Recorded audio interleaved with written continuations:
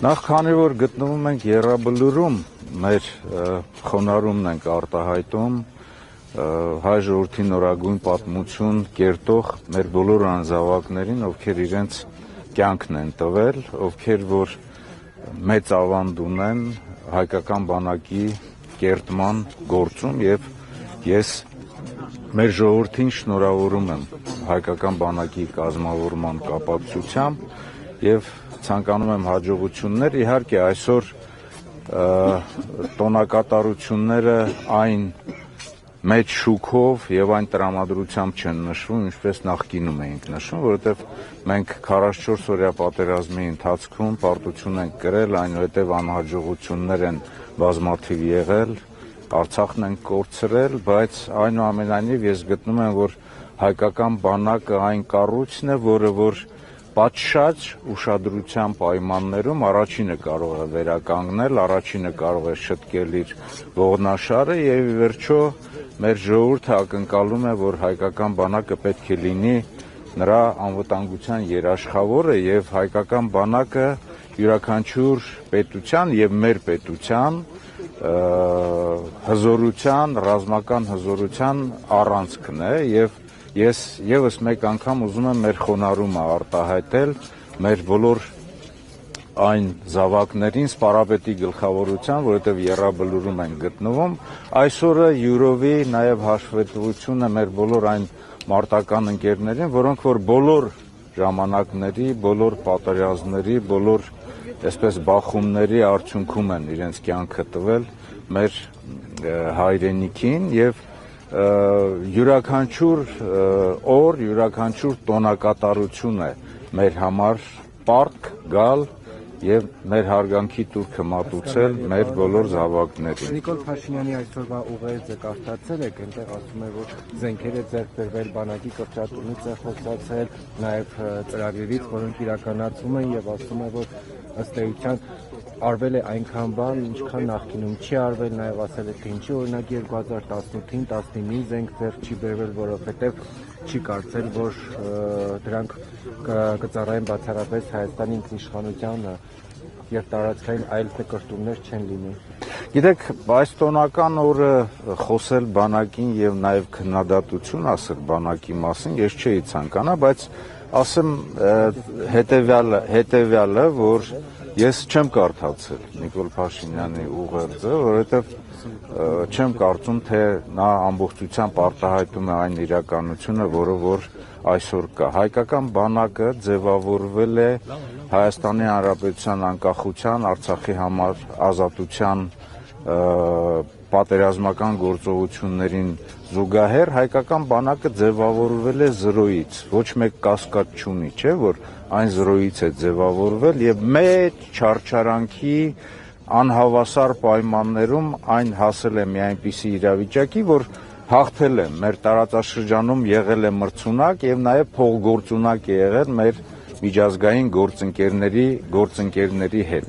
Բայց ասեմ հետեւյալը, որ հայկական բանակը իր կազմավորման տարիներին մինչև 2018 թվականը իր արչև խնդիրը կատարել է, մարտական հերթապահություն է իրականացրել,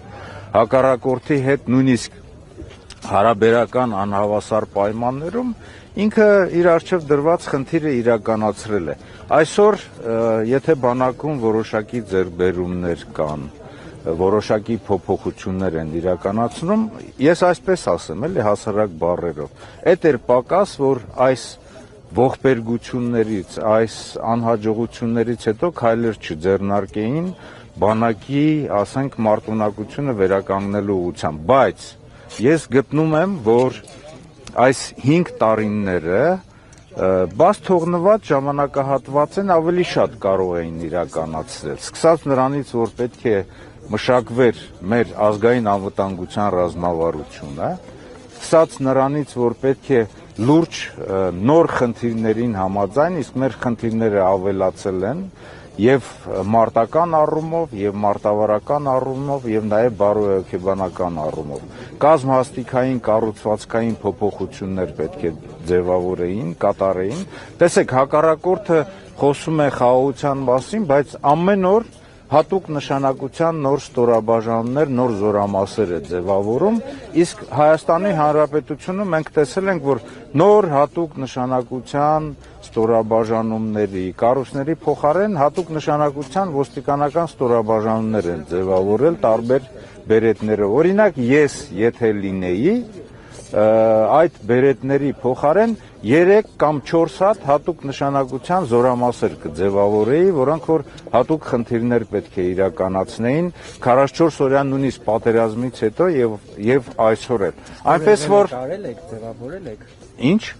Իհարկե, եղել է, ձևավորված է եղել եւ մեր հատուկ նշանակության ստորաբաժանումները, զորամասերը եւ 2016 թվականի ապրիլյան պատերազմի ժամանակ 16 թվականի ապրիլյան պատերազմի ժամանակ նրանք բարակ ձեզ խնդրում ջուրը ես եմ քաշել։ Հա, լավ եք արել։ Ով եթերում ենք, էլի հարցազրույցը։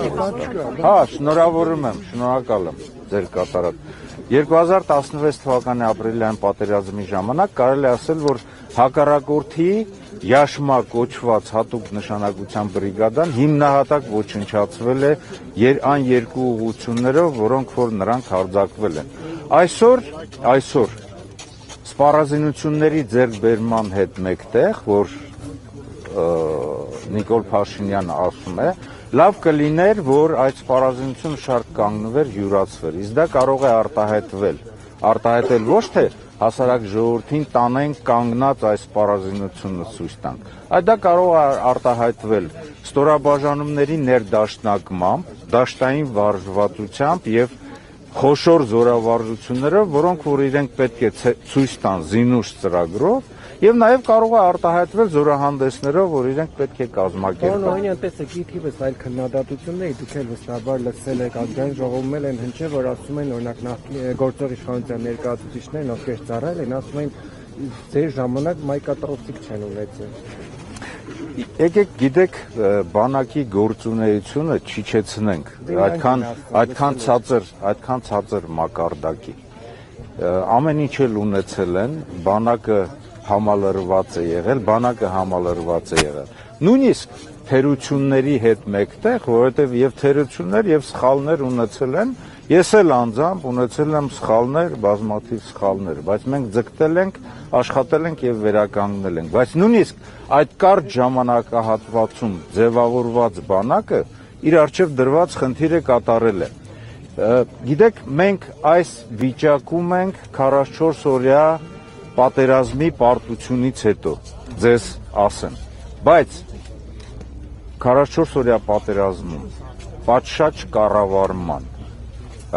պատշաճ ուշադրության, ռազմական գործողությունների թատերաբեմը լուրջ ուսումնասիրելու եւ լուրջ որոշումներ ընդունելու պայմաններում հայկական բանակը, առավել եւս Արցախի պաշտպանության բանակը ի վիճակի է եղել իր արժեվ դրված խնդիրը իրականացնելու։ Նիկոլ Փաշինյանը բայց այսօր մեղադրանքներ էր հնչեցնում ՀԱՊԿ-ի վերաբերյալ, նաեւ նշելով, որ ժամանակին միջազգային գործընկերները զենք չեն վաճառել, որովհետեւ ասում էին հասու կդառնա ՀԱՊԿ-ին, ինչպես նաեւ որ դա կտեղակայվի Հայաստանի Հանրապետության սուվերեն տարածքներից դուրս, նաեւ ձեռքբերում էր համարել Պրահայում ձեռքբերված համաձայնությունը եւ ՀԱՊԿ-ին անդամակցությունը սառեցնել է եւ նշել, որ դա շարունակվելու է։ Մեր նման երկրներում, մեր տարածաշրջանում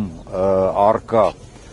փխրուն անվտանգության միջավայրի, արտաքին եւ ներքին սպառնալիքների պայմաններում մեր նման երկրները կարող են իրենց անվտանգությունն ապահովել ոչ միայն միայնակ իրենց ազգային երաշխիքների ձևավորման, բանակի հզորացման, այլ նաեւ պարտադիր կերպով հավաքական անվտանգության, դաշնակցային հարաբերությունների պայմաններում։ ՀԱՊԿ-ի հետ հարաբերությունները փչացրել է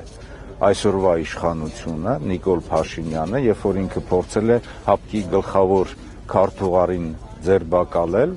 ՀԱՊԿ-ի հետ հարաբերությունների այնուհետև սառեցման պատասխանատուն ինքն է, որովհետև մեր տարածաշրջանում մենք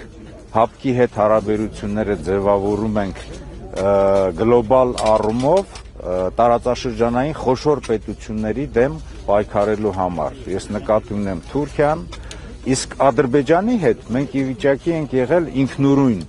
ինքնուրույն ի վիճակի ենք եղել պայքարելու։ Մյուս հարցը որն էր, դրանց շարունակությունը։ Ձեռքբերում է համարել, որ ՀԱՊԿ-ին անդամակցությունը սառեցվել է եւ Պրահայում ձեռքբերված Ադրբեջանի հետ միմյանց տարածքային ամբողջականությունը ճանաչել։ Գիտեք, Պրագայում ձեռքբերված համաձայնությունը մեր խայտարակությունն է, երբ որ Հայաստանի Հանրապետության նախագահան տարիներով մեր նորագույն պատմության ընթացքում տարիներով ձեռքբերված բանակցային փորձը, բանակցային ներուժը եւ Արցախի համար մղվող պայքարը զրոյացրել է, ճանաչելով Ադրբեջանի տարածքային ամբողջականությունը, ընդ որում ինքը ճանաչել է նաեւ չափերով, ընդ որում Արցախը ներառյալ։ Այնինչ մեր նորագույն պատմության ընթացքում սրբություն է եղել Արցախի անկախության, Արցախի ինքնորոշման համար տարվող մեր գործունեությունը։ Եվ գիտեք, երբ որ խնդիրներ կան դաշնակցային գործընկերային հարաբերությունների մեջ, այդ խնդիրներից ոչ թե պետք է խռովել, այստեղ երեխայական մակարդակի չպետք է լինեն միջպետական գործընկերային եւ դաշնակցային հարաբերությունները, այլ պետք է գրագետ կերպով ընտրել հմուտ արտաքին քաղաքականության մարտավարություն եւ լուծել այդ բոլոր խնդիրները։ Այնպես որ հիմնական մեղավորը այս իրավիճակի ինքը հենց Նիկոլ Փաշինյանն է։ Շնորհակալություն ձեզ։ Մեկ հարցում է, համարում եք արդյոք Հայաստանի Հանրապետության անվտանգության երաշխիքը հայկական բանակը շարունակում է մնալ։ Պարտավոր ենք համարել եւ պարտավոր ենք ամեն ինչ անել, որ հայկական բանակը հզորանա։ Եվս մեկ հարցել, պարոն Օհանյան,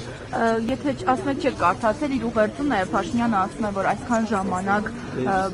որ ասում է, որ եթե բանակը թույլ է, ուրեմն հավելյալ առիթ է ստեղծվում, որ մեզ դրա հարձակվեն, պատերազմներ լինեն մեր երկրում, այսինքն այստեղ ինչ-որ միտում տեսնում եք, որ ստացվում է, որ 2020-ին, 16-ին եւ դրանից առաջ մեր բանակը թույլ է եղել, որ մեր վրա հարձակվել է Ադրբեջանը։ Մեր բանակը թույլ չի եղել։ Ընդհանուր առմամբ անվտանգությունը ապահովում են տարբեր երաշխիքների համադրմամբ։